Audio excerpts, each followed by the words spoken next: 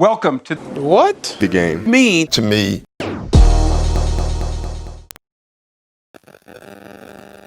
What's going on, everybody? What's going on? Welcome back to another episode of What the Game Means to Me. It's our Falcon fly-through edition, and today I got my special guest, former teammate, friend, and fellow Falcons fan. I don't know if he will be at today. We'll see or not. But Ryan Thurman, how you doing, man? Man, what's going on, man? All is well. Taking it one day at a time in this painful season that we're in thus far. With our Atlanta Falcons. I'm in a different state now. I'm in Greensboro, North Carolina, but I'm still representing and supporting my Falcons. But unfortunately, man, it's just something's not right in the A. Yeah, it's getting hard. It's probably getting harder by the day to do so. Man, it's just like, when you think about the Falcons right now, where do you start? Like, where do you start? Right now, at this point, I'm looking at Arthur Blank because there's every reason in the world to believe that Dan Quinn is not the man for the job. I just don't understand what's so hard about, the results that we've been getting thus far. And I don't know, man. This might be deeper than just winning football games. This might be one of those situations where, like, you know what I'm trying to say. Yeah. What happens behind closed doors? Closed doors, yeah. In the business, right? Yeah. Yeah. For me, I don't know. Like I said, pretty much I don't know where to start. We were talking a little bit back and forth yesterday before we got on. Right. Today, but I was telling you, like, one of our other friends, Jock, his tweets last week helped me for sure this week because he was like, you know what, I'm not even gonna let a game of men, hitting each other affect my Sundays anymore. I was like, you know what, you're right, bro. Like that's exactly how I'm feeling right now because last week I had already said that I did an edition with a Cowboys fan that I got that I do podcast with, and I was like, you know what, I literally sat in the same position from when that game went off until Sunday Night Football before I went to go get some Domino's pizza, and I was just floating. Like I didn't feel like it happened for real. I was like, nah, right. Nah, that ain't just happened. We ain't just lose like that in that type of form or fashion, like off some dumb stuff like that. There's no way we just lost. I'm just sitting there, scrolling through, looking at all the people talk about, Falcons, all the different memes, the videos, everything, that comes with us Falcons fans. We already got the 28-3 over our head, and now we got two more things that we got to try to defend. But before we hop into the rest of our reaction stuff, I actually put like a little video together of the tweets and memes and stuff that I saw yesterday that kind of stood out to me. I know it's a lot that I missed, but these are just the ones I saw late night, and I kind of put it all together. But so I'm gonna just go ahead and share that real quick with everybody. Let everybody, I guess, have their little laugh and such. Go ahead and get to it real quick. Where is it? Application window. Oh, right here. There we go. All right, everybody, you can see that? Yeah, I can see it. Yeah. Wow. All right, bet. Wow. This is. Yeah, let's go ahead and roll the tape. See if it lets me do it. There we go. Oh, they ain't jumping the way. Oh, there we go. All right, bet.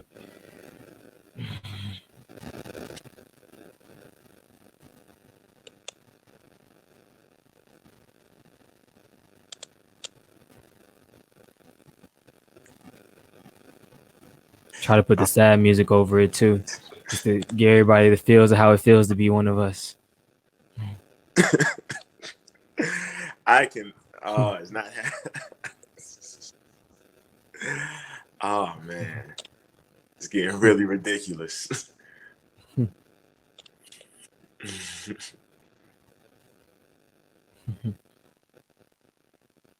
I cannot. Yep. 2 weeks in a row. Right.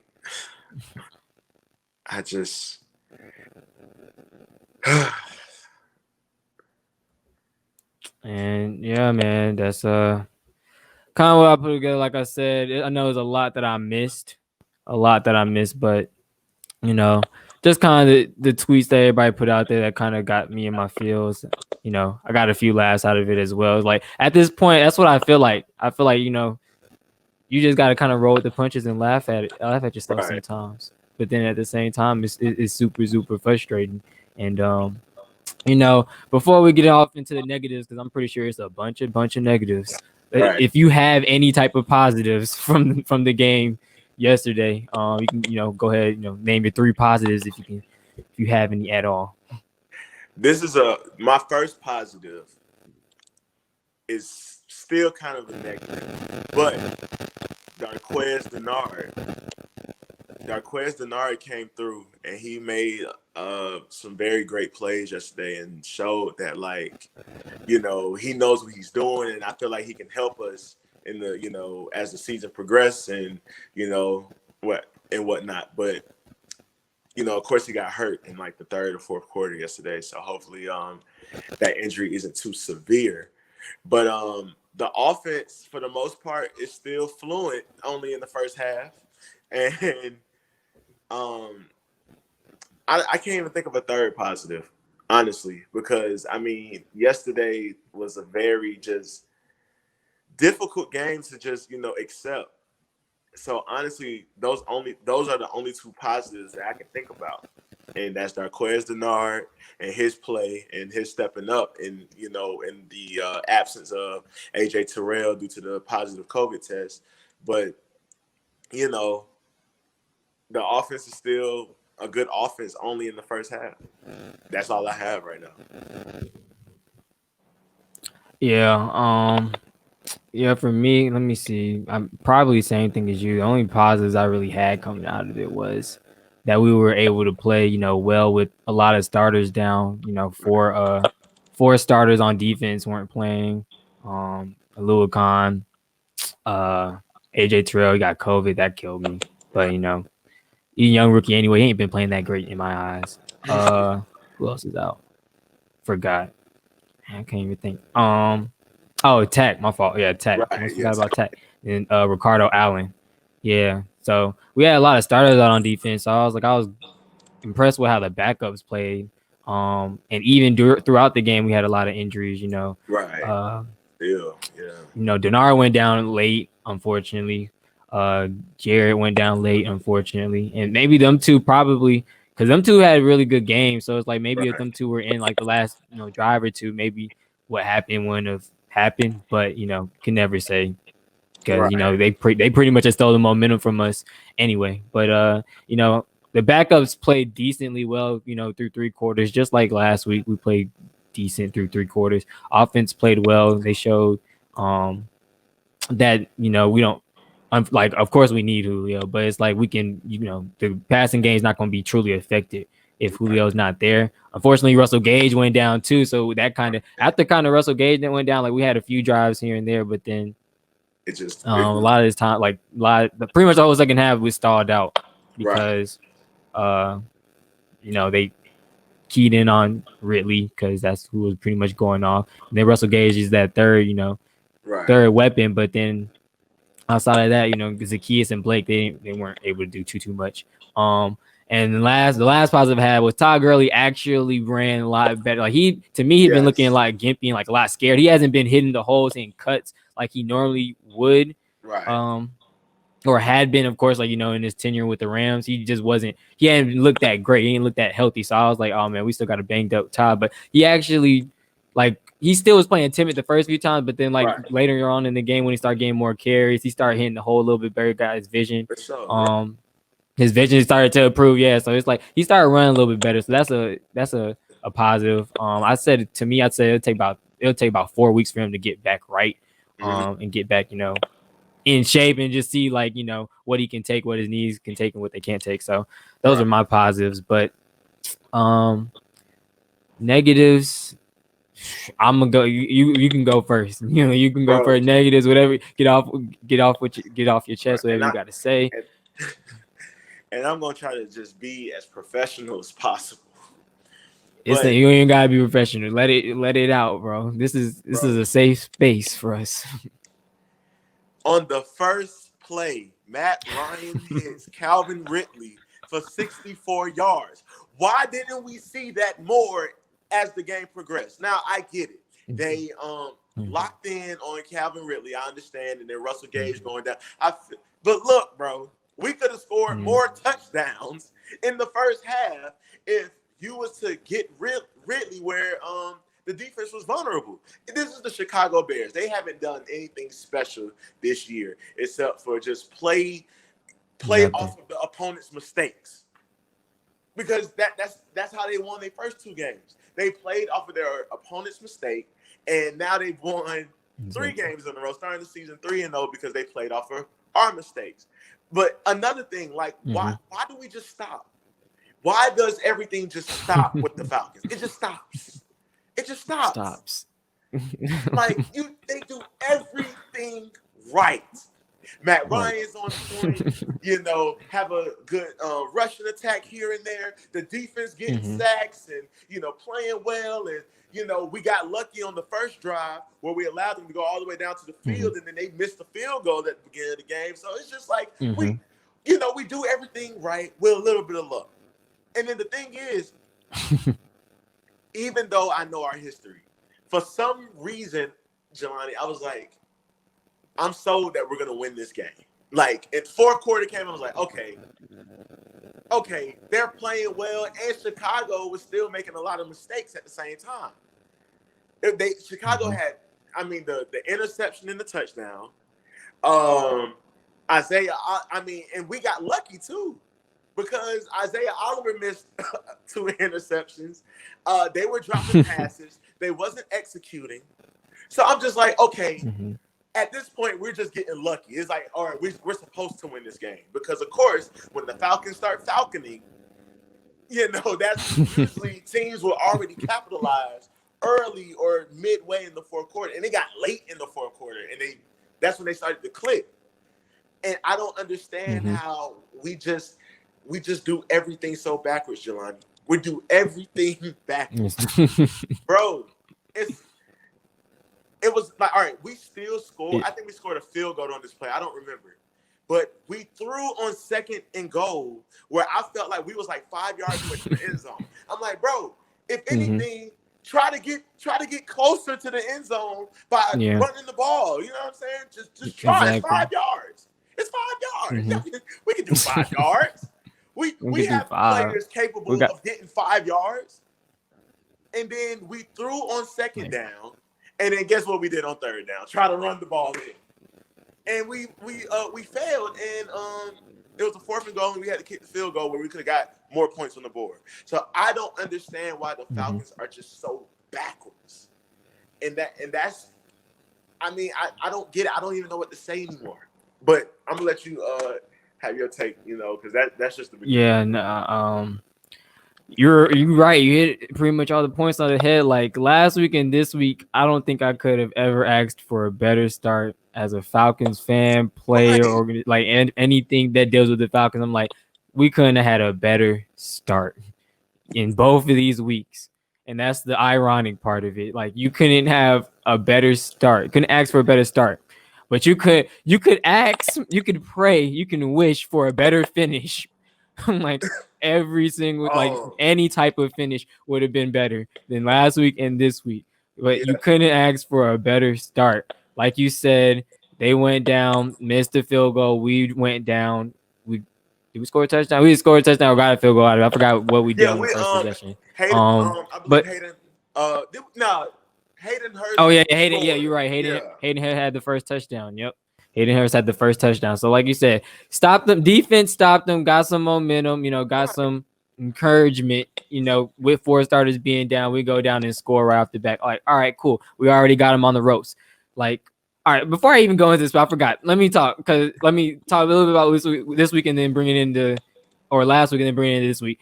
Last week, of course, I was feeling down. Then I came into this week. I was like, you know what? We're playing Chicago. They're 2-0, but they got, like you said, they got a lazy 2-0. They got 2-0 off of a Giants team and a Lions team that aren't really good at all. Like you said, played off of their mistakes. So I was like, you know what? We got that going for ourselves. Like we didn't get blown out against Seattle and Dallas. We just made mistakes and lost the game, honestly. So I was like, all right, we're definitely a more talented team than them. Even with all of our players down, we should come out on top. And then I was like, Mitch Trubisky is their quarterback. So now I definitely don't got shit to worry about. I'm like, all right, I'm cool. We're good. Like we're gonna win this game. Like, and they have to win this game based off of what they did last week. There's no excuses. They should win this game. So, like you said, fast forward a little bit, coming into the week. All right, cool. Or come into the game, they score, they stop them. We go up, what, 16-3? I think at a point it was 16-3, something like that. Yeah, 16-3, and then that might what was it going to halftime? I don't know what it was going to halftime, but I know it was up by double digits. So pretty much like you, yeah, exactly. So like you said.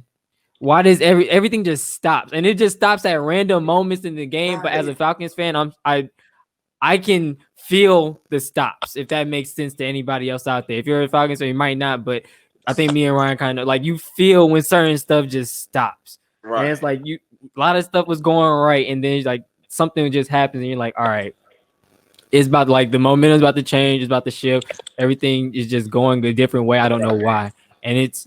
Obviously, it falls all on the head coaches and offensive coordinators, defensive coordinators, all on their shoulders. Because I'll get to it with Dirk Cutter, because he's who I'm really, really upset with, him, and really just him. Well, of course, Dan Quinn's gonna get all the blame, but it's definitely Dirk Cutter when I'm really, really upset with this week. But anyway, kind of go through how I was feeling throughout the rest of the game. Everything just stopped. Like you said, we had a good running attack. Gurley had 80 yards, right. I think like 14 touches. Brian Hill actually did some good things as well. I don't know how many yards he had. He probably had somewhere in 40-50 range, but he had a lot of good touches. And that's what they predicated themselves on. That's all they've been talking about the past 2 years. They want to give themselves an identity running the ball. And then obviously throwing like when we have to, but like they wanted third, fourth quarter, they want to run the ball. They want to be able to run clock down and seal wins. Exactly. So tell me why he wants to run the ball and seal wins, but I believe they just came off of scoring or either came off a field goal. It's the fourth quarter, like 5 minutes left. Right. And we're still up by 10, I think 26-16. Tell me why a drive lasted 11 seconds because we threw the ball 3 times in a row. Like on our 15. On our own 15, we threw the ball 3 times in a row, and the drive lasted 3 seconds, so they got the ball back and scored immediately. Why? Yeah. Why that should not happen? Like, why are you talking about you want to run the ball and waste time and run the clock down with a lead, but you throw the ball 3 times on our own 15 and a drive lasts 11 seconds? I, for the life of me, couldn't understand that. So guess what I did? I turned the game. After that. The last 5 minutes, I turned the channel from the game because I was like, I'm not dealing with this because I know exactly what's finna happen because there's no reason we should be throwing the ball on our own 15 with a 10-point lead with 5 minutes left. And you got Todd Gurley, you got Brian Smith, you got Ito Smith, you got everybody that can run the ball. You got a fullback and Keith Smith. Bro. But you want to throw the ball 3 times with 11 seconds left. That makes no sense to me. I mean, what you want to throw the ball 3 times in a row, make a drive last 11 seconds with 5 minutes left. That doesn't make any type of sense to me whatsoever. So Dirk Cutter, you need to be gone. Dan Quinn needs to be gone. Everybody needs to be gone. Like the whole and that's the thing. I'm about to get to it because I want to ask you like the Dan Quinn firing thing. Everybody's kind of like waiting on the notification, see when he's gonna get fired. But the thing is, I feel like we can't fire him. And I'll give my points with that, but I'll let you kind of take the reins and make a little bit more about your feelings of everything that's going on. Like, why you think we should fire Dan Quinn? You think we shouldn't fire Dan Quinn? Anything else you saw during the games before we go through these highlights and stuff? I know there's more to get to. We can probably do this show for like the whole day, but I'm gonna let you go. He should have been gone last week. That was it. Gone last week. That was it, bro. I don't care. I don't care what disaster happened with. I'm gonna start with Seattle. Let's start with Seattle, bro. Look. Start with Seattle. Look, and you get Todd Gurley, and God bless the social media team of the Falcons because they, with their chest, put these videos out because whoever supervisor managed them tells them to post this video on their social media. Bro. So let's start with Seattle. You get Todd Gurley. You're having all these videos, all these the commentators, the summer NFL networks. Yeah, man, the Falcons, man. Look, you might have Tom Brady, you might have a Drew Brees in that conference, but don't sleep on the Falcons. They tell us don't sleep on the Falcons every year. And every year. And out of all summer, everything that happened, we go into week 1. versus Seattle. I don't care how the game goes. I don't care what happens. You don't lose that game. You At don't all. lose that game. That is a statement game saying that we are here. It's a new season, and we're not here to play. And look, y'all gave it away. And honestly, even though we never really led that game, it was 14-12.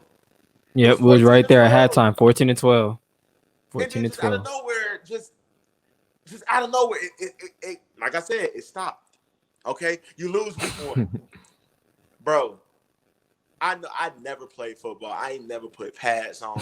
It's always been basketball for me. But I've seen this game and watched this game through my childhood, and now that I'm a young adult, to the point where I know how to win, how to analyze what I can do with a football team in order to win against my opponent. Exactly. But never in my life I ever had an issue of picking up a ball on an onside kick. I've never on an onside seen kick. it. And that's where you draw the line. I don't care. I don't care. You up 20-3. 20-3. And then you lose by like, bro, you go for 2 when you're up. Like, it just stopped. It stopped. And then yet again, week 3, Chicago. Like, I'm talking about, bro. Like, I'm coming off of a plane from Atlanta. I was in Atlanta this past week. I get off the plane. I'm in the car. I'm distracted watching it on my phone, trying to keep. I'm like, yo, they're playing well. Cool. Everything is like, y'all are answering us. And we're expecting to win. Like, they played so well those first 30 minutes of the other game. And then after not Brian Hill. Brian Hill scored that touchdown in the second quarter. After Todd Gurley scored that touchdown, Yep. Just stopped. And as you can see, in the Super Bowl, it stopped. You know what I'm saying? The year, throughout this whole phase, ever since the Super Bowl, it just stops. And maybe Dan Quinn should have been gone. And one thing I will say, if Dan Quinn is not going, now we looking at Arthur Blank like, yo, what are you doing? what are you looking at? Because at this point, Atlanta Falcons fan can manage and coach better than y'all can. Evidently. So, evidently. So I'm waiting. It's 12:48 Eastern Standard Time. Dan Quinn has a job. I don't know what's the hold. So look, man, we gotta do something quick, fast enough. Gotta do something, and appreciate you for tuning in. Christian Peel, he says in their defense, this is just me playing devil's advocate, and you playing a real hard devil advocate too, because he said, but maybe the players didn't think the ball would go 10 yards. I was thinking that too, but it's like even in that moment, like how the ball rolled, how it was tipping, like I know the front line. Okay, I said it last week in the show, but I'm gonna just replay what I said with my guest Mo. I was like, all right, we looked at the highlight. And I was like, okay, I understand. Like, they called a timeout before anything. Like, I guess they called, like, I was pretty hard on them last week. I was like, what are you calling a timeout for? Like, what is there to discuss specifically? What is there to discuss? But last night I watched Green Bay and the Saints, and Green Bay actually called a timeout too. But they lined up a different way, and they had 2 kickers out. So I feel like they got an excuse. For us, it's just like they lined up regular onside kick, and then they called a timeout. I'm like, what they call a timeout for? Like, what's gonna happen? What are they talking about? Right. And then I was like, you know what? Something dumb finna happen. We finna lose this game because the way things are going, like they scored 2 touchdowns back to back, or touchdown, field goal, got the 2-point or whatever. Like they're down by 2. Something's gonna happen for us to lose this game. So they kicked the ball. It's rolling. I'm like, all right, the way it's rolling, somebody just has to, take the lead, not even play hero ball, like literally just fall on it. Like because I'm pretty sure like the front line, they probably had they were told probably to block and let Julio go and get it. But the thing is, they didn't block. They backed up. They just backed up. So it's like, it's either, I don't know if the coaches told them they just need to go block, or if it's like rolling that way, just back out. Like, so it's like halfway on the coaches, halfway on the players, because I'm not letting the coaches off the hook. I'm not letting the players off the hook. But you just got to fall on the ball. The way it rolled, like someone needs to fall on it. I don't care about it not going 10 yards or whatever. Like, it's slowly rolling. If you're not able to jump on a football and corral it and keep it by you, then you shouldn't be on the field anyway. You shouldn't be on the hands team anyway. If you're not able to do something as simple as that, you shouldn't be on the hands team. But like you said, I'm gonna go back to Seattle, like, because I had us before the season even started. I had us marked 11-5, and I was like, you know what, we're gonna lose the game against Seattle because the last few years, like, we'll play them close in ways, but we'll still lose the game. Like Russell's the real deal. Like, Yeah, he's just the real deal in my eyes. Like, as I drafted him like out of a position I shouldn't even drafted him in fantasy, but he's proven dividends. He scored 50 for me yesterday. So anyway, like I said, I knew we was gonna lose that game, but I was like, you know what, Cowboys game, we shouldn't lose that one because they're pretty much like us, young defense, explosive offense. But we got the one. I felt like we had the chemistry and we got the, I guess, the vets in order to pull out a victory like that, even if it's in Dallas. So I was like, all right, should win that game. Obviously, saw we should have won that game. What transpired, just has everybody talking. Was gonna have everybody continue to be talking. But like you said, after that, I thought Dan Quinn was definitely out. I didn't want him to return this season, honestly. I knew he would return this season, but it's like, I don't want him to. But anyway, he's here, and he's our coach now. So I was like, all right, we lose last week. Bring it back forward to this week. Got a lot of, like I said before, had a lot of players out. Still played great with our backups. But like you said, everything just stops. And I'm trying to figure out why it just stops out of nowhere. Like, everybody just panics. Like, for some reason, it's like feel like one little thing happens and everyone panics, like the entire team. Like, especially the defense though.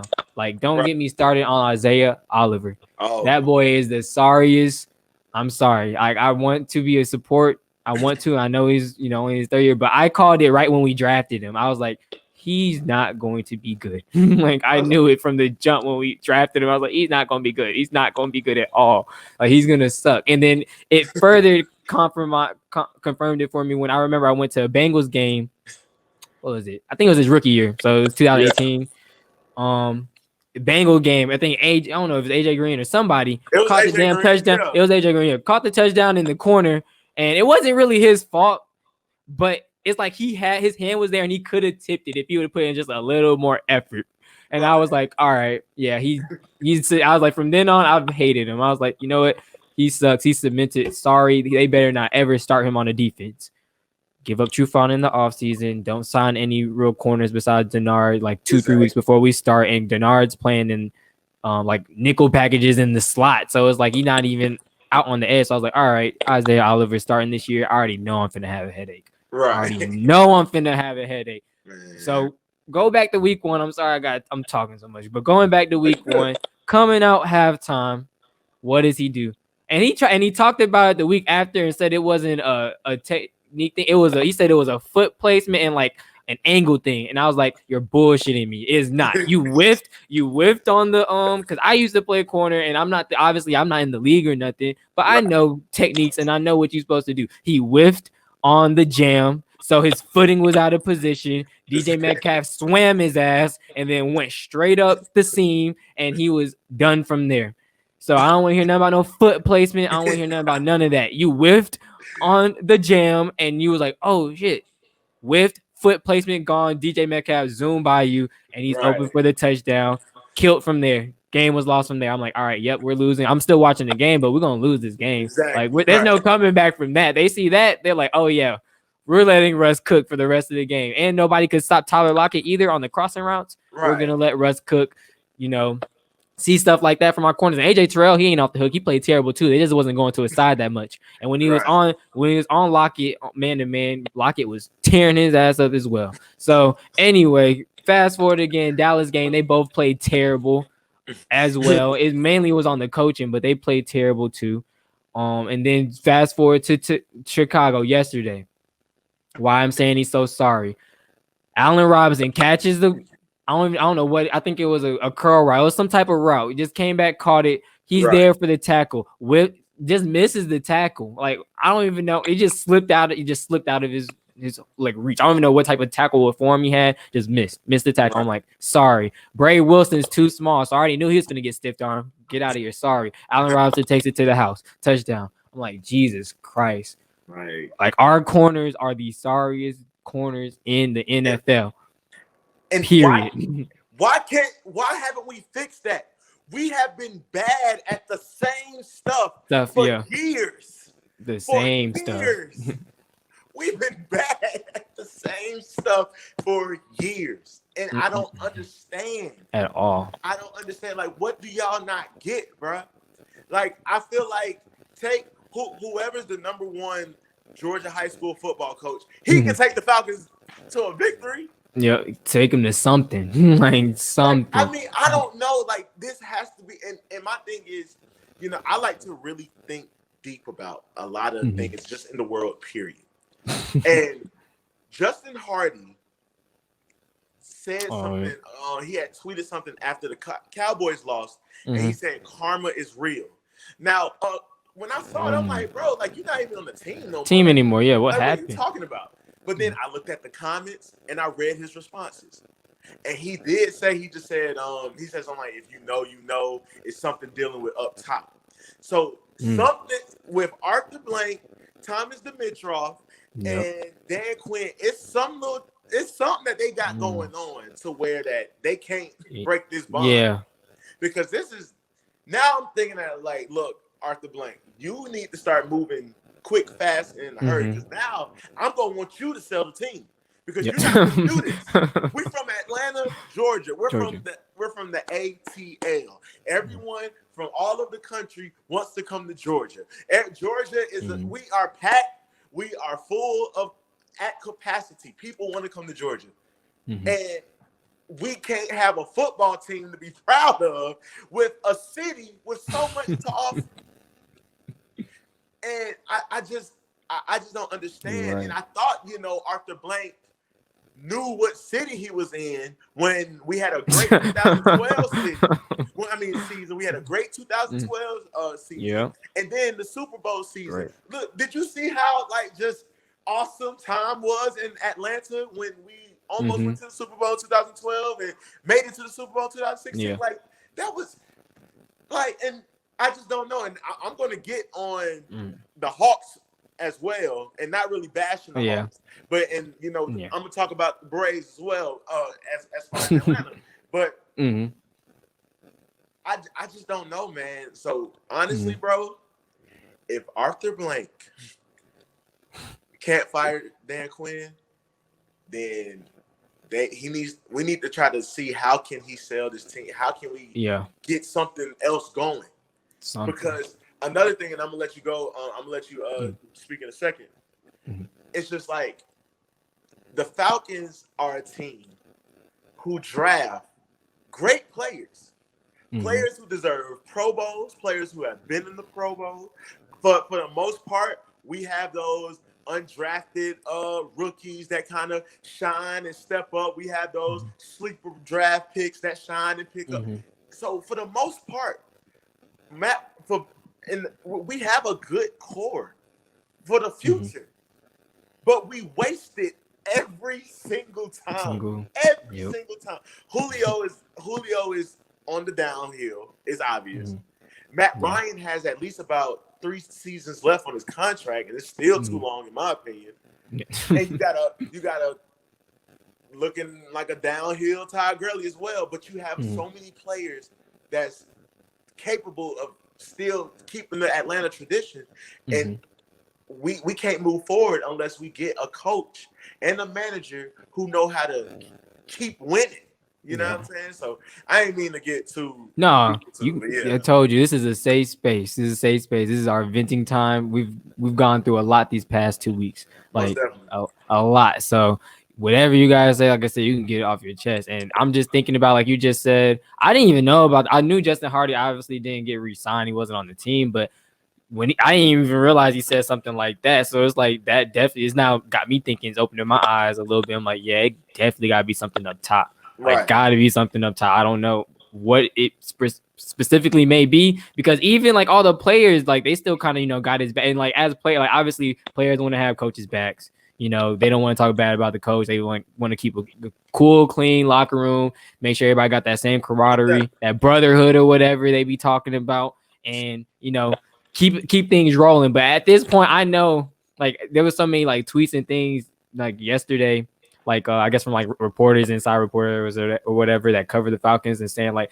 certain guys stood up and talked to the team, like Dante Fowler and all these other people. And it's like Dante Fowler is new to the group. So it's like for him, he's not used to this shit. He's not used to it at all. Like he came from he's coming off of a Super Bowl. appearance with with the Rams or whatever. Not 2 years ago, 2 years Right. removed, but still, like he not really used to this, and like for him to be the first one to stand up and have to say something, like the other guys, the key leaders that's been in the locker room, been there for 2, 3, 4 years, like y'all should be getting up and saying something. Exactly. Y'all need to be, getting in everybody's ass and trying to figure out, what's going on, like why we not finishing games, if it's really us or it's the coaching staff. It's definitely a mix of both, but it's like why it take somebody that's new to the team to, to stand up and like speak Exactly. That's real. and just put some fire in everybody's heart. So it's like I don't know if certain guys, it's like I think one thing I do think our problem is we ain't got, like, I be looking around the league, looking at other different people's games and stuff, and I for sure can say with all my heart, I know we don't have players that have that same. We don't have players that have that same heart, drive, and physical finesse to them like a lot of other players do around the league. Like we got. Like, I don't even want to call them pretty boys. They're not even really pretty boys. It's just like, I don't know what to specifically call them, but we don't really got we don't got dogs like that. There's certain players, obviously certain key players we can point out that like got that dog. Julio, Grady, even Calvin Ridley showing his, showing his stripes. Like I already knew he was going to have a big year as well. Deion Jones, here and there. I think he's still, I don't know if it's in the back of his mind, but that little injury that he had early last year or the year before that, I think that's still in his head or whatever. But it's certain guys that even Keanu Neal to an extent, like even him coming off of an injury, like he don't really look the same, but he's still coming out and hitting. Right. It's like we got certain specific guys that will come out and like play that got that dog, but as a team, as a culture, as an organization, it's just not there no more. And that's where it's like it's that where stuff needs to change with the from the top, like you said, head coaches, Thomas Dimitroff. And I'm not even going to let Thomas Dimitroff off the hook either. Thomas Dimitroff, I don't think he's anymore. Like there's been, like you said, he's found diamonds in the rough, but I don't think he's top tier. Right. He don't. I don't think he got that eye. He don't got that talent. He got that scouting. Someone in the scouting department. I'm putting it on him though, because it's not. I don't know individuals in the scouting department. It's him. Like specifically for me, like looking back at certain drafts, like even this past one, I was like, all right, not to, because he's he's a rookie, and I don't want to get too down on him. I was real down on him when we first drafted him, but AJ Terrell, I was like, all right, like look at AJ Terrell and then look at Trayvon Diggs. Because I was really, really, really high on Trayvon Diggs. And I was like, if we're going to get a corner and we miss on like CJ Henderson or whatever, I didn't want Jeff Okudah. And you can see why. If you look at these Lions tapes, Jeff Okudah is getting torn the hell up this year. But I was like, if we get a corner, which we obviously needed one, I was like, I want CJ Henderson or I want Trayvon Diggs. Both SEC guys, both tough guys. And they fit our scheme. Like they can play in any scheme. AJ Terrell played at Clemson, where he played in mostly a man-to-man scheme, and our defense is predicated on zone schemes. And I think he was ranked somewhere. He was ranked really bad in zone. Like that was his weak point. He's not a zone corner. And honestly, he's not even proving he's really a man corner, but he's not really a zone corner. He doesn't have that same built and physique, like, to me, like a CJ Henderson or Trayvon Diggs did. And like, to me, I just really down on him.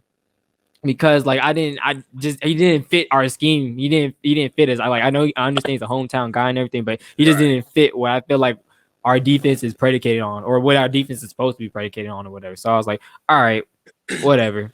Like, he drafts him.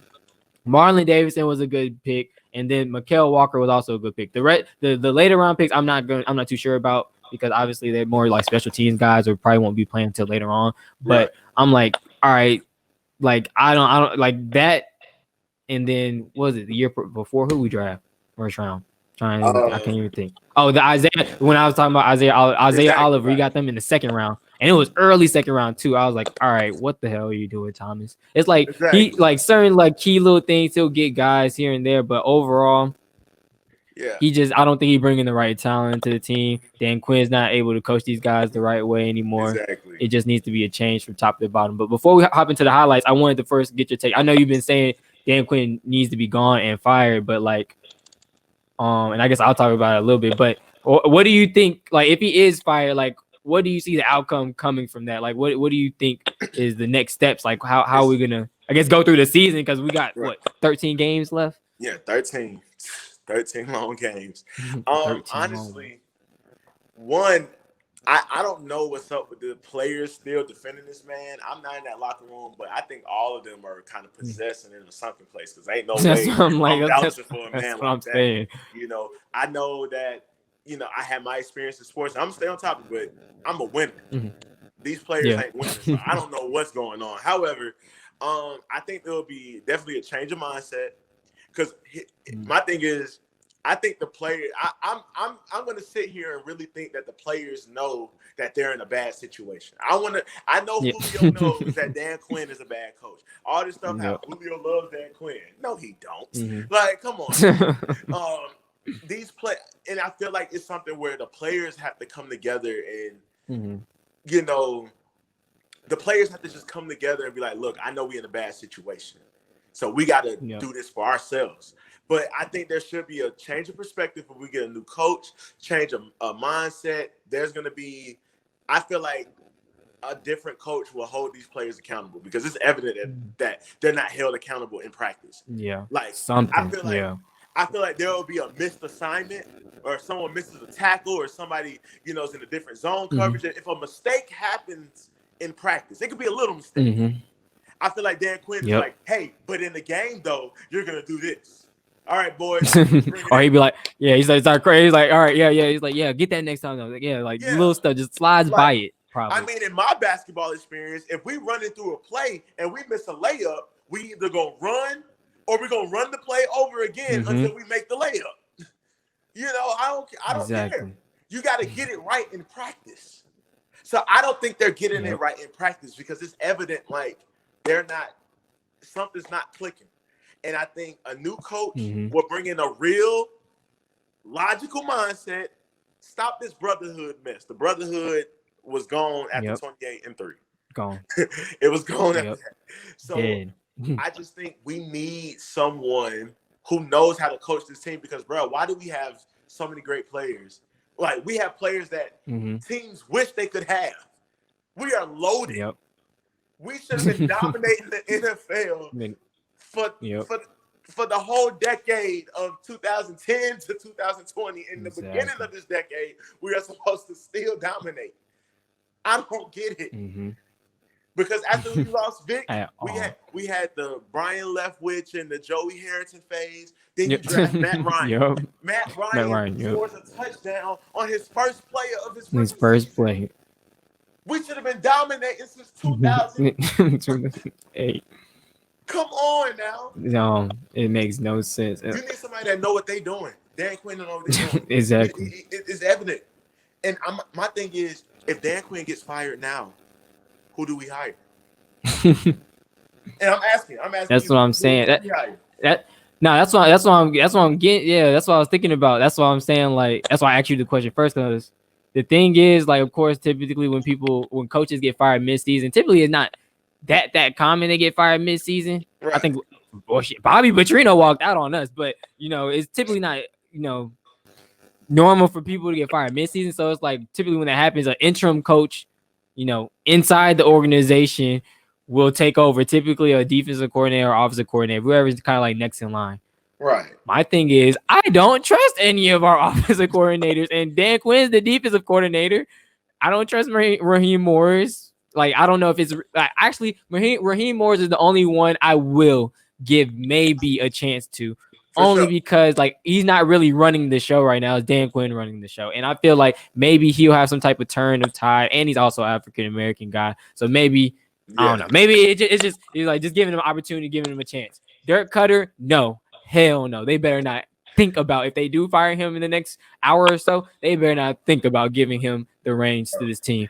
They better not. And that's what I'm saying. There's nobody else I really trust. So it's like an interim coach is like, we can't even go to that step because I don't want anybody in this organization. I don't want anybody under Dan Quinn to be taking over the reins of this team because we might as well just let Dan Quinn run the rest of the show. Right. We might as well. But then again, that's going to be more headaches for us. That's going to be way more headaches for us. And that's the thing. I don't know if I'd rather have Dan Quinn continue to run the show and for us to continue to lose in this form or fashion, or if I want somebody else under him to take over and we still just start losing. I don't know if it's going to be same form or fashion, but we just lose in general. Like, I don't know which one would be better or which one's going to be worse. Because, like, I know a bunch of Falcons fans, not me in particular, I'm not ready to give it up just yet, just because the Saints lost. The Bucks are 2-1, but they're 2-1 against who they beat. They beat Carolina, and they beat another weak team yesterday. Oh, the Chargers yesterday with Justin Herbert playing. So it's like they still have something to prove. They lost against the Saints, and you know everybody has a pretty tough schedule in our division. Obviously, we gotta play each other 2 times, so it's like the division's still up for grabs. So I'm not ready to just give up everything yet. Exactly. But looking at wild card, even with that extra wild card spot, it's difficult to even project us even make it, because NFC West, I think for sure 3 of them teams probably might go. I know the Rams lost yesterday in a close one, but the way they came back in that form and fashion, that was crazy. They still got the Cardinals, who lost last second as well, so they're 2-1. Rams are what, 2, either 1 or 2? No, they're 2-1 as well. And then San Francisco's 2-1, beating the Giants yesterday, and then Seattle's obviously undefeated. So somebody in that division, there's 3 of them probably that's gonna end up going. And then even the Bears, like, we're not on top of it yet. We'll get back on top of with them when we talk about the highlights or whatever. But they're 3-0 off, the courtesy of us. Aaron Rodgers is 3-0. You know, the Vikings, they'll probably start to click and find their rhythm towards the end of the season, because that's typically what they normally do. Exactly. It's like there's a bunch of teams in the NFC that's like vying for those wild card spots. So it's like if we don't pick it up soon, like literally next week against Green Bay, like we're already probably 0-4, man. We're probably already 0-4. If we don't pick it up within these like next week, and which is probably not gonna happen. Like we're looking at an 0-4 hole with 12 games left, and it's probably gonna take at least 10-6, 11-5 to get a wild card spot and or win the division. Well, probably not even win the division. Win the division is probably gonna be 12-4. Honestly, bro, and it's just so Atlanta. Green Bay might be the game we win. Green Bay might just be the game we win. Just out of all, and I'll see a few people between that too. Yeah, it's just Green Bay. Just, you know what? Matt Ryan's gonna be 40 for 60, 4 touchdowns. Todd Gurley, 2 rushing touchdowns for 200 yards. Calvin Ridley has Julio gets a touchdown. Like Grady Jarrett gets. I just feel like we just gonna just dominate Green Bay, because that's just what Falcons do. They are so Falcons do. And my thing is, bro, and I'm still hopeful for a playoff berth. Now, my thing is, as a fan, I'm still a fan. I'm always gonna represent, because this is my team. I'm not going nowhere. Yeah, but got to. Where you can't mentally take us out the playoffs until we're out the playoffs. Playoffs, yep. until it's mathematically impossible for us to make the playoffs, we're still in it. Some way, somehow, we're gonna be there. And then, I also think about our division rivals of like, okay, look, we haven't played a division game yet. Let's just say we beat Buccaneers, Saints, and Carolina both times, we're good to go.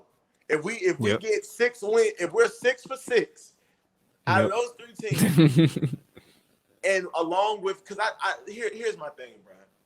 Atlanta is gonna get it together eventually this season. I'm not saying that I'm not gonna say they're making the playoffs. I'm not saying that we can get to the Super Bowl. I'm just saying there's gonna be a point in time this season where they're just gonna be playing really great. And it could be they're playing great at the right time, or they're going to be playing great at the wrong time. But either way, just like last year, wrong time. You know what I'm saying? So I just think, bro, start like we had on our last topic. Dan Quinn has to go in order for this team to even move forward. Honestly, it has to move forward. But it's possible. It's possible that we can make a change. Who is there to say? I said this last week. I said, who is there to say that we can't win the next 14 games? Now I'm here this week. Who is there to say that we can't win the next 13? I'm crazy for saying it, but that's just my love for the team. That's just my love for the city. So Yep, exactly. Like you said, it's like we're here to stay. Like you said, there's no switching up. It's like somebody else got to go before we gonna go. And that's the type of fans I wish we had more of for the Falcons organization. But kind of like what you just said, man, it's like I'm still hopeful. Like you said, they're going to get together at some point, just like last year. It's like whether it's going to be at the right time or wrong time. Last year, it's like I'm not for tanking, but it's like, bro, y'all might as well have started losing a few of the games at the end, because we end up with the mid pick, what 19th pick, Yeah, something like that. average Something pick. like why? No point in and now you messing up your future because now you wasn't able to get one of the top two corners, and Right. we had to not really settle. But we got AJ Terrell. He's a good talent. I'm not gonna knock Yeah. him at all. So I know I talked bad about him earlier, but we got a good talent, AJ Terrell. But it's like you're messing up certain parts of the future that we're gonna eventually need. Like if you knew in the offseason you wasn't gonna re-sign certain corners and let people walk, you need you shouldn't have been winning that much towards the end because what are we playing for? We already knew we was out of the playoffs. Like at the 8-game mark, we won in 7. Ain't no way in hell we finna make the playoffs. I know, like you said, we both be hopeful and stuff. Of course, like until we're mathematically out, we're still in it. But 1-7 last year, I'm like, nah, we're not making it. Period. Like we have the best we can go is 9-7, and there was already teams that were pretty. Like I don't who made it. I think 10-6 got into a wild card last year. So. Anyway, like I said, I'm still hopeful that at some point they'll go and get together. I know they will, but it's like they're not mentally tough at all. And I don't know if it's because, like you said earlier, the way they practice, them not fixing certain mistakes. Maybe the coach is not getting in their ass enough. Like it's something to where they're not mentally tough enough or mentally capable of finishing a game out at all. And it's honestly just sad to see. I want to make one point at what you just said, like what we just agreed on about practice, bro. God, like I said before, God bless the social media team of the Falcons, bro. I unfollowed the Falcons last night, but you did. I might unfollow them today. A few games before, a few days before the Cowboys game, they posted a video of the players playing some game in the locker room, but like they're they do. And I'm just like, they do like a day in a life following around, and two people had it straight. I think Keith Smith had it, and then young Oku or whatever had it as well. They both playing. Yeah, they had it on the Like I was like, what are y'all doing, bro? Like I know it might be some downtime, but watch some film. Like y'all just came off of a game where y'all lost off an onside kick. And what grinded my gears even before losing to the onside kick, they posted a video of Tack Montgomery getting on the plane. Are you serious, bro? And Tack gets hurt in the first quarter, so he's not available. And then now all of a sudden we lose. I was just like, y'all, they're not focused. They're not focused. Nobody's focused. Oh my God! I just can't. He said they're not. I can't do it. I might unfollow him too because I would just remember, like, they do be post stuff like that, be having people do day in the life. Like, if y'all like, I know we're still young, but it'd be like the young social media interns and stuff that be having them do like all this little stuff here and there. I'm just like, if you don't show me them in the film room breaking down how to fall on the ball next time, I said what I want to see. I want to see a play in practice where somebody lights somebody up.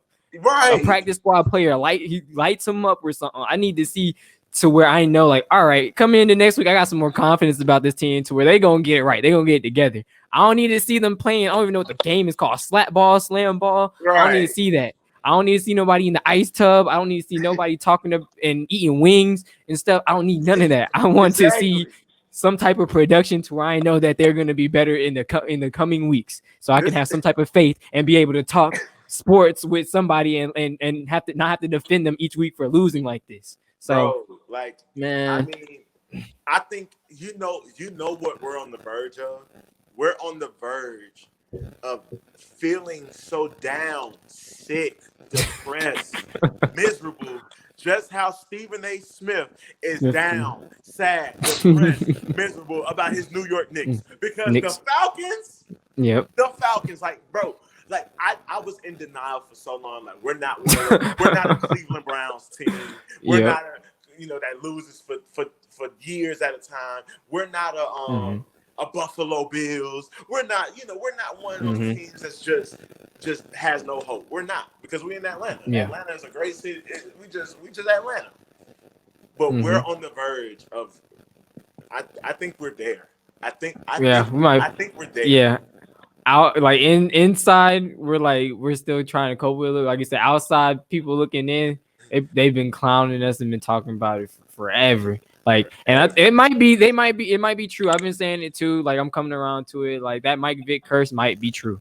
Like, something like you said before, something at the top of the organization, like something inside the organization going on funky that we don't know is probably true. So, Yes. I You know don't what? know. And like I said, I think about things, bro. I think about things.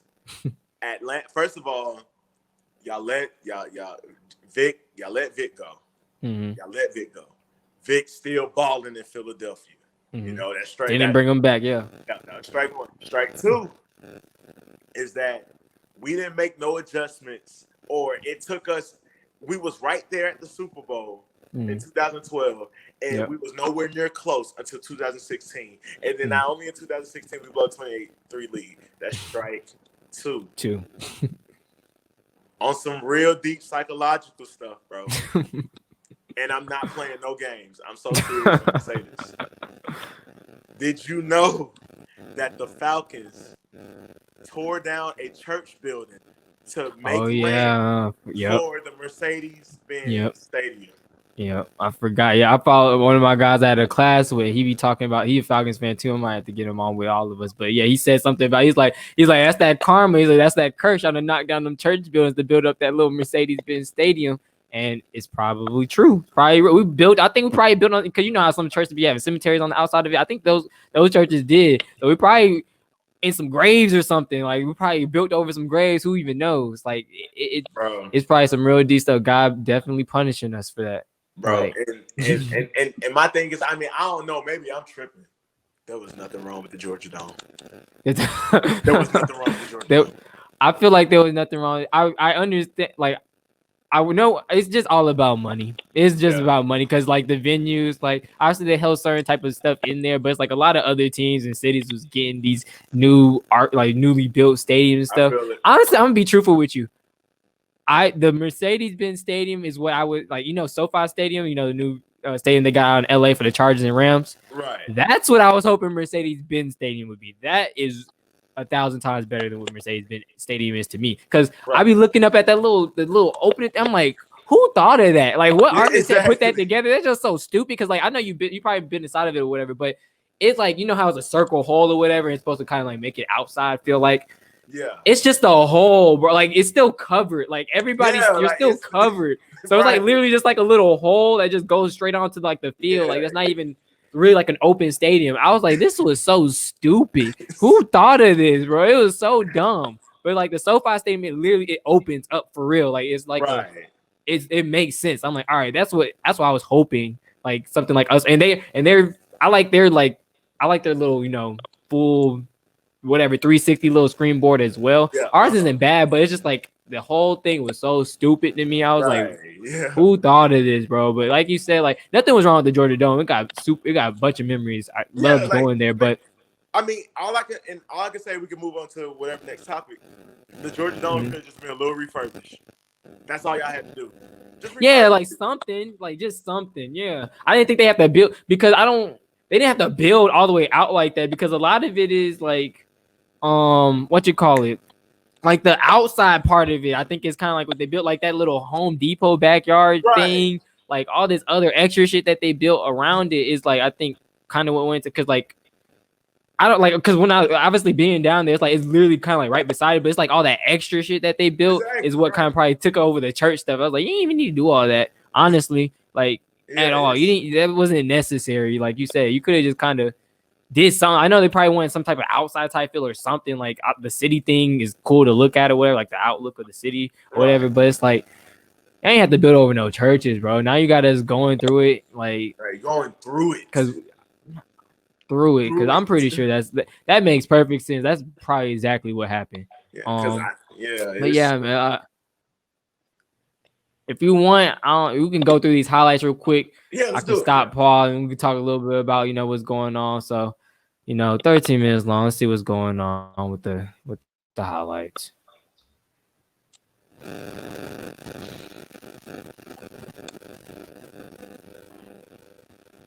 This is just their first drive. I mean, they didn't do too much. They got to move. Oh, we didn't even talk about it, really. The quarterback change. I almost forgot about that. Pause the film. The quarterback change. Wait, pause the film. Pause. I'm like the quarterback change, because even like I was like, Paul, I totally forgot about the Nick Foles. Nick Foles. Nick Foles. Boy, what?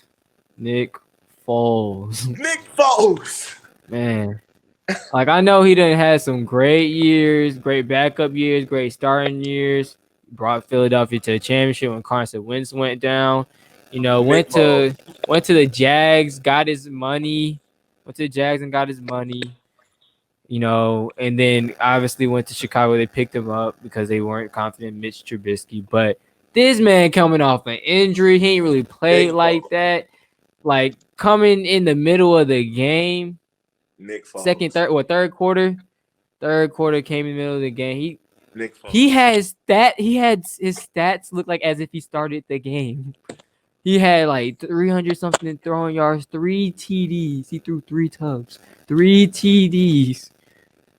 Oh my God. I don't even know how that even went over my head. Like, they literally made a quarterback change. We caught an interception on like his first 2-3 passes. And we still lost to Nick Foles, bro. I might have to just give him respect. He might be the greatest. I don't even know what category. The greatest something type of quarterback. I don't even know. Like, greatest. If you need somebody to come in and win the game for you, that's the quarterback you go to. That's the award that I guess he wins, like the go-to quarterback award, because that man came in and Nick Foles won the game. Like, I totally forgot. Nick Foles came in off injury, off not playing. Like, yeah, that's just a testament to our secondary. Our secondary, from the beginning, our secondary is butt. And that's where you draw the line. That's where you draw the line. So now, if there's any speculation, well, maybe it's the players, or maybe should Dan Quinn really? No, Dan Quinn, you're done. You're done. He needs to be done right now. Like, yeah, if I play for the Falcons, I'm not stepping on that practice field if Dan Quinn is still my player. And then I seen a tweet saying, or somebody said, if Dan Quinn goes, then Julio gonna request a trade. Bye.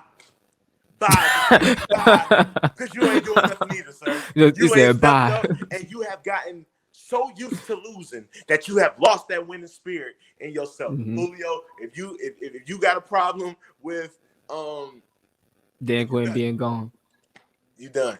You can leave too. He said he gonna request a trade. Bye.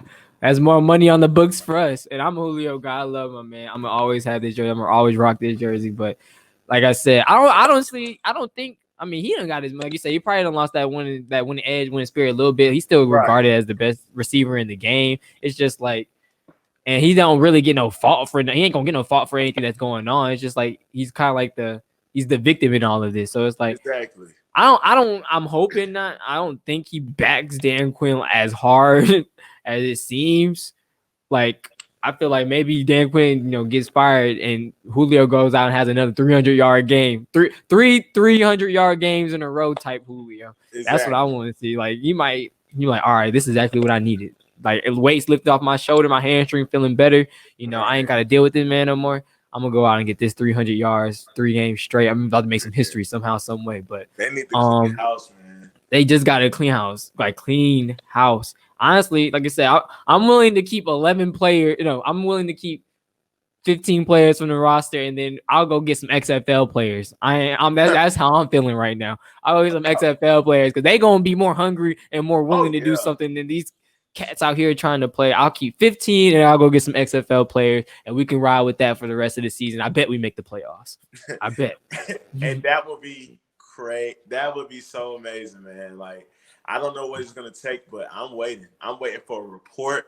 And, like, my thing is, bro, I thought I was really done with the Falcons, but this is kind of like, I just want to know how deep my misery will go. I'm going to still I just want to see what happens. So I'm going to keep watching the Falcon Twitter pages. I'm going to still keep up with the shows. I'm still going to keep up with the press game conferences because I just want to see how much it's like we torturing ourselves. We're like, let's push ourselves to the edge. Let's see how much more I can take before I really just lose my cool and just go off the rails and just be like, no, F this team. Because like before today, I was writing up a draft. I was about to present it on my little share screen and be like, look, I am entering the fan transfer portal. Respect my decision. It's been a great ride since '96. I've been with y'all since out the womb, but you know what? I can't deal with it anymore. These last 2 weeks have really shown, your true colors, and respect my wishes. I'm entering the fan transfer portal. But you know what? I woke up kind of like you now, and I had a little bit brighter spirit. Just a Right. little bit, just like this much.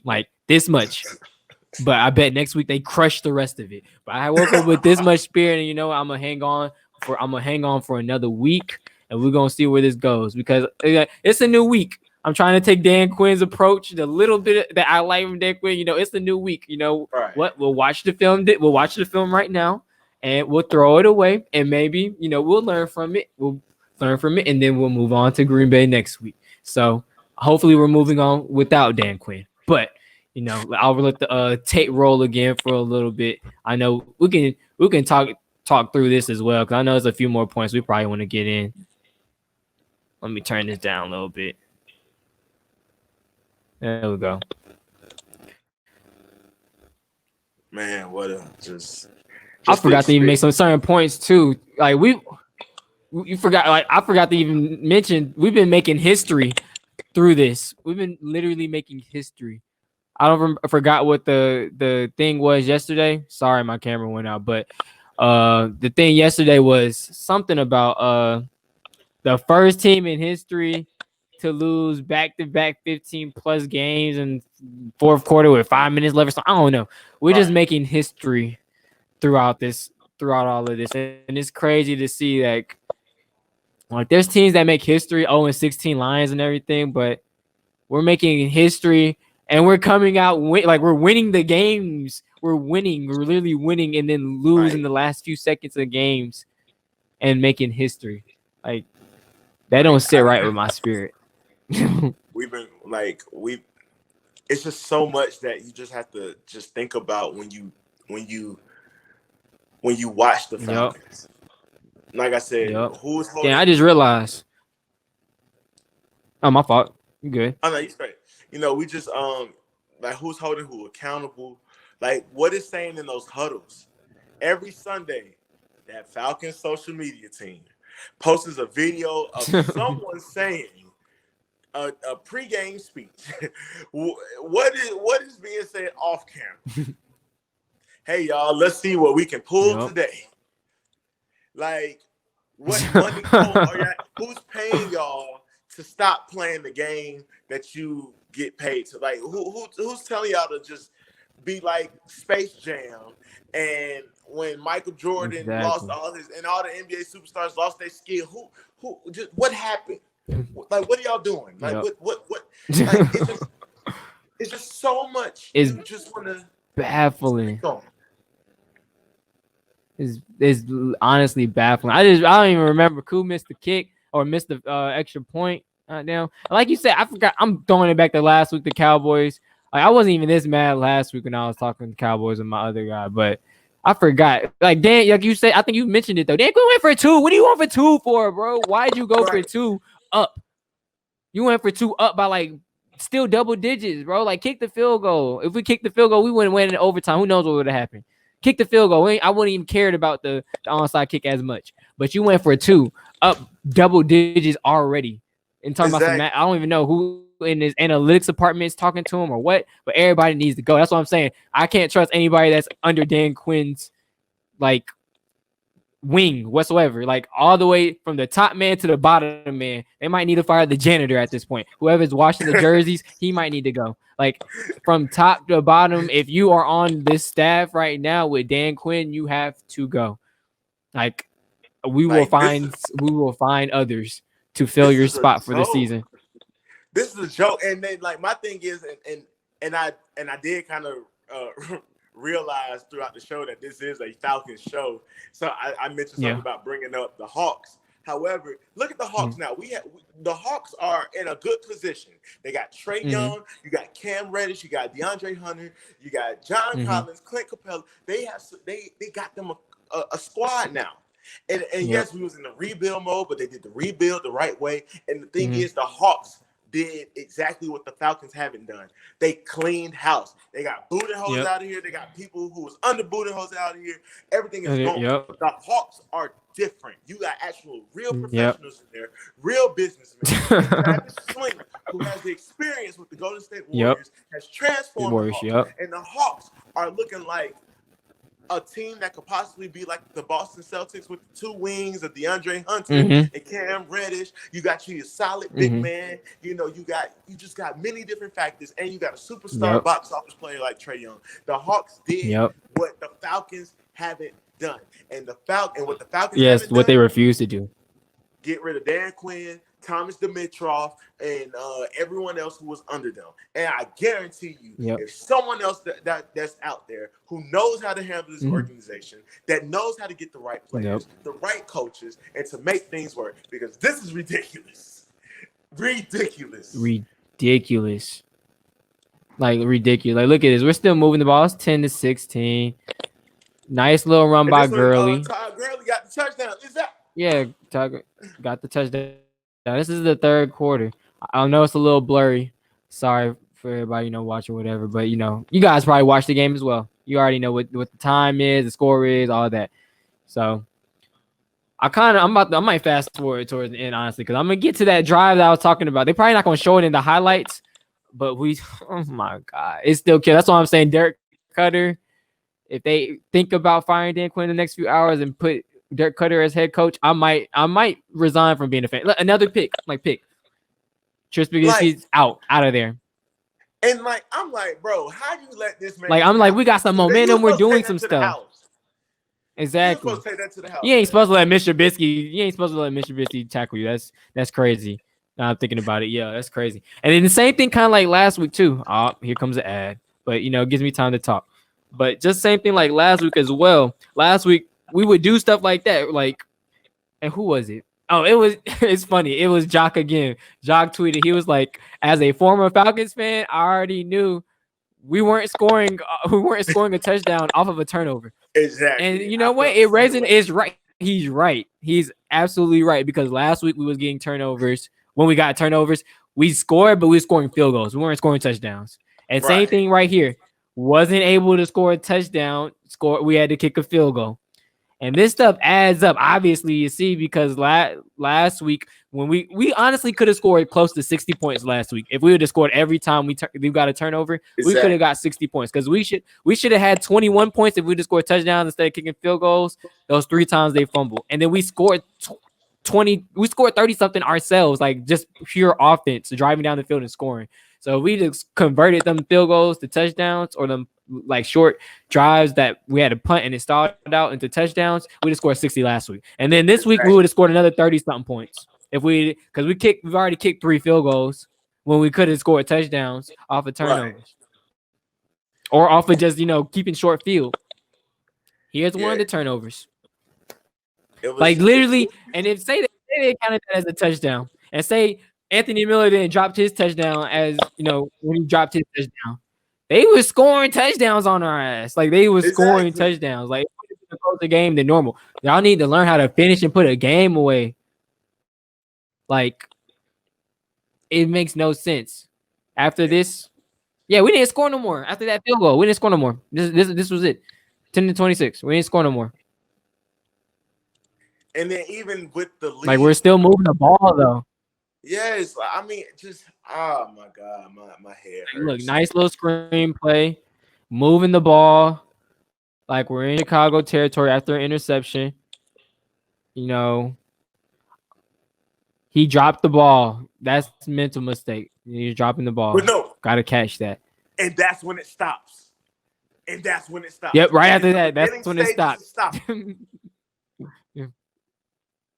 You're right, because right after that, that's when it stopped.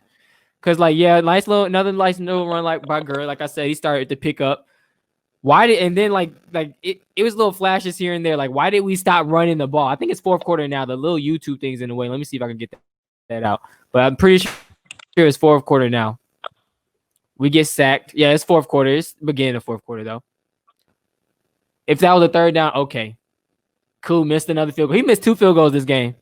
Yes. Missed the extra point and missed this field goal. Bugging. Even if he would have made it, though, we'd have still lost. But still,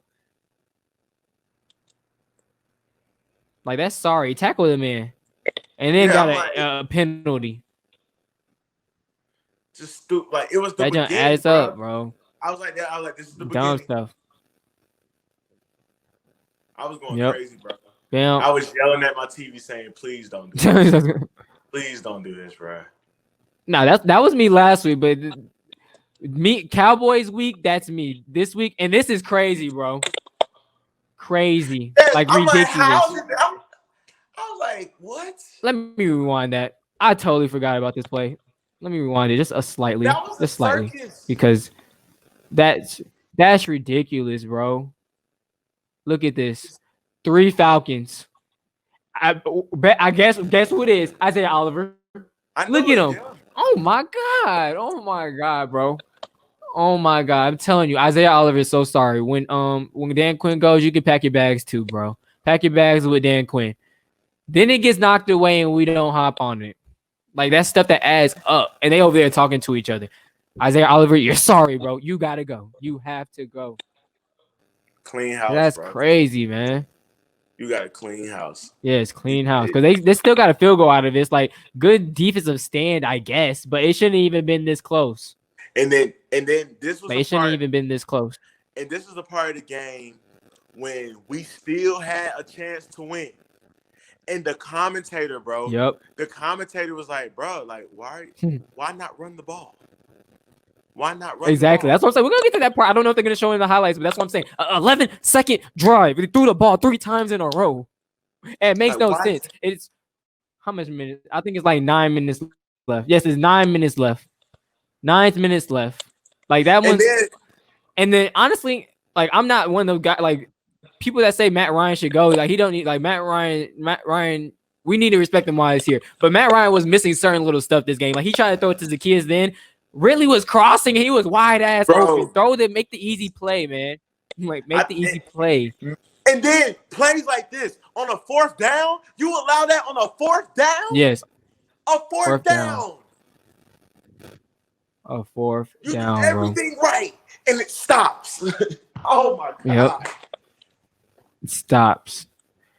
And I know this is like, I don't know. Just as a defensive coordinator, I'm gonna rewind it real quick. Before they scored a touchdown. All right, they went to Jimmy Graham, right? Why do we have Denard Darquez on him? He had a good game. He had a decent game, right? Yeah, decent game. But my man Jimmy is 6'7". Denard is 5'11". Why? The weight difference is probably at least 60 points. Like, I know there's not really we have anybody that can match up with them, but try to maybe put Deion Jones or somebody on them. Like, man up to something that makes sense. Like, I know he's a corner. Like, that was like, but man up to something that makes sense. Sorry. Again, Isaiah Oliver, you gotta go, bro. You're sorry. Giving up plays week after week after week. That's inexcusable, bro. And you still have a chance to win the ball. And I just wish. That's what I'm saying. Was this the drive that lasted 11 seconds? That might have been the drive. They only showed one play because it was a 3rd down, and he was just missing. Like I wish Zacchaeus. I don't know if Zacchaeus was running hard enough, but I feel like he could have got there if he was running hard. But like still, that was the drive that he probably wasn't, honestly. And it's just like, bro, like you still had a chance. Had a chance to win. Jelani, if it's a 3rd and 5, and you're up 3, and it's a pivotal part of the game where you just have to execute to win, would you go for a deep ball, or would you just try to get 5 to 6 yards just to get the 1st down? Just try to get the 5 to 6 yards, bro. Just try to get the 5 to 6 because they was getting pressure at that point in the game too. Like he took 2 deep shots. That's what I'm saying. Make the easy throw. What I was talking about, the really one really was coming. Like they didn't show it, but I saw it in the when I was watching it live with Fox. Really was coming across the field, butt ass naked, open. Make the easy throw. He tried to throw it to Zacchaeus 2 times down the stretch. Was Zacchaeus making plays the whole game? No, he was not making a single play. He probably had 1 catch the entire game. Why are you trying to force it to Zacchaeus? Man. Stop, bro. Like, get it the ball to Ridley, or like you said, like we should have run on third down. You can throw the ball, but throw short crossing routes to where we can get the third and manageable. Because it wasn't like it was third and longs; it was 3rd and 5 or shorter every time. Exactly. And that's what I'm saying. It's like that's what I'm saying. It's Dirk Cutter, like it's Matt Ryan, but it's Dirk Cutter with his stupid ass play calling, bro. And look at this, even this right now. And I forgot to add the tweet in it before, but somebody said I think Matt Ryan threw this pick for Atlanta because he wanted to Yes. cement Dan Quinn getting fired. Man. Because And really didn't go for it. Like, you know how sometimes Julio, like he'll try to break up a pass, or yeah. like you'll try to do something to defend the pass from getting intercepted. Really, I don't know if he wasn't expecting it or what, but it looked real lazy throw. It looked like really wanted to really, and we're just getting ran through. We're so soft. Look at that, so soft. We're a tissue, bro. And So soft. The end of the game, the end of highlights, and in the game, we get blown over. 2 dudes get ran over by 1 person. We're so soft, so and soft. and if that doesn't just like Dan Quinn, bro, please Arthur Blank, for the love of If that God, doesn't for the love of God, Arthur Blank, like please let for the please, love of God, please, has to go. Somebody, got to, man. somebody. It's And you know,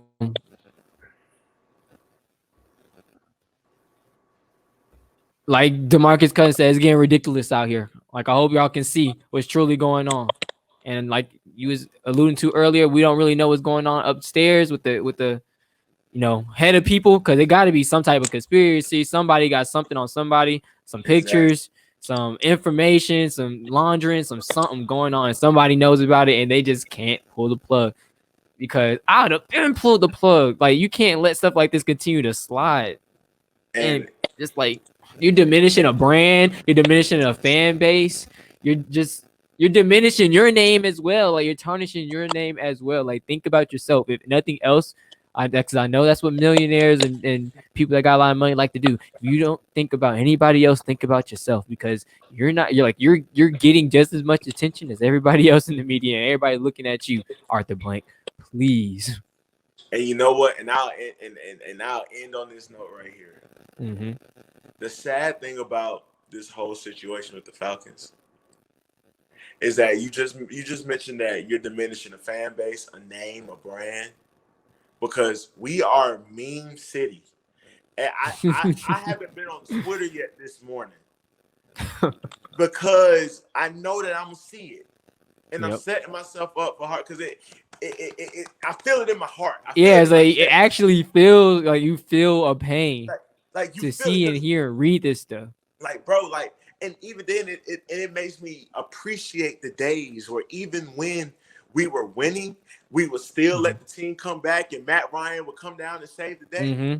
It makes me appreciate those days more, because those days just don't happen no more. Like I'm so Yep. used to having a Sunday night be excellent. Mama done with the food by the time the Mm-hmm. game over. You know, you had a good church Yep. service that morning. The Falcons win. Your homework's done. You Exactly. excited to go to school the next School. day Yep. because your team won. What? Don't let the Falcons win and the Saints lose. Oh Yep. yeah, it's a It's great over time. with. Yep. And what's so sad about this whole situation is that teams like the Cleveland Browns, Mm-hmm. the Jaguars, the Tennessee Titans, even though they made it to the playoffs Playoffs last last year. year, Yeah. those teams that don't win, they're rotating coaches. Baker Mayfield got 4 coaches already. So the sad thing about it is that other teams that are just bad Mm-hmm. don't even allow this, and we're allowing it. That's Yep. the sad part about it. Sad. I didn't even think about it. Yeah, we're allowing it. Like that's what I said. They want. I guess I think it. Yeah, like we keep talking about. I think it's deeper than them just wanting to keep that continued familiarity within the organization Exactly. and the coaching staff and everything. It's something deeper than that, because I'm familiar enough with you right now to know we finna probably lose the rest of the games this season because of what we just did last week and this week. I'm familiar enough to know that you can't make no adjustments. Like, and what's even sadder, and we'll end off. I'm gonna let you end off like maybe just predictions going off next week, and in the future.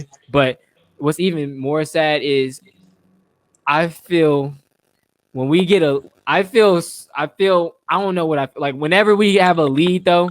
Whenever we have a lead, I get sad. I get nervous. My anxiety starts rolling. Anytime we have a lead of over 10 points, it just comes in. I'm like, damn, like I'm jittery, I'm anxious, I'm nervous, I'm everything. I'm every emotion you could possibly think of. And when's the last time anybody up by 10 plus points has felt that way about their team in the last quarter, last 5 minutes, like ever? Like Nobody in professional sport, in football, because I know in college it happens a lot, but in professional sport, in the NFL with your team, like who has ever felt that way being up big, have dominated the entire game, is up multiple touchdowns. Like teams need three scores to come back and tie the game, but you exactly. feel like you just feel you feel defeated And, like with a 15-point lead. like nobody, and my thing is stuff like that happens, like that happened with the Buffalo Bills and the Chargers yesterday, I believe. But it's just like, bro, like I just this what the Falcons got going on is not normal. That is not it's not normal. 28-3 ain't normal. 20-3 ain't normal. Okay, 26-10, 26-16 is happening, but it wasn't supposed to happen. But this supposed to happen. This ain't normal. And like I said, look, I know we just did almost an hour, 30 minutes of a show just now. But I'm willing to get back on if Dan Quinn is fired within the next 24 hours. We'll definitely make that happen. I'm willing. We'll make it happen. Actually be open-minded to think, what's to come. Yep.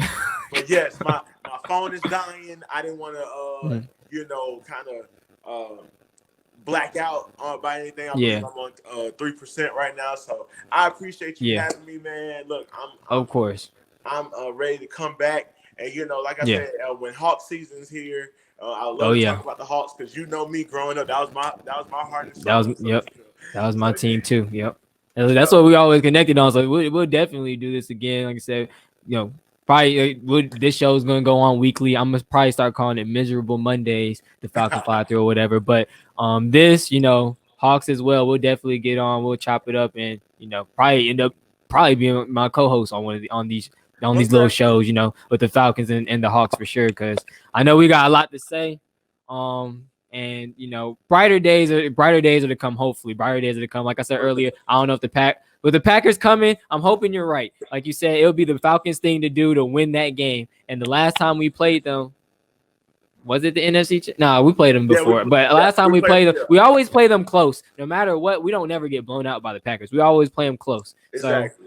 So, hopefully, just hopeful thinking. Like both of us just have hopeful thinking. So, like I said, again, appreciate you for coming on. Appreciate everybody for watching. Always. Appreciate y'all for bashing or whatever, either joining us in our misery or making fun of us for continuing to be Falcons fans, whatever the case may be. We appreciate y'all for tuning in, and that's another episode of Falcon Fly Through. What the game means to me. Appreciate my guest again, Ryan Thurman, for coming on. He'll be on again for sure. And hope everybody has a good day. And we're praying for that Dan Quinn firing. I'm willing to get back on the next 24 hours if he's fired. Mark your words. Like I said, we're going to make a live if it happens for sure. All right, brother. I appreciate you again, man. Always. All right.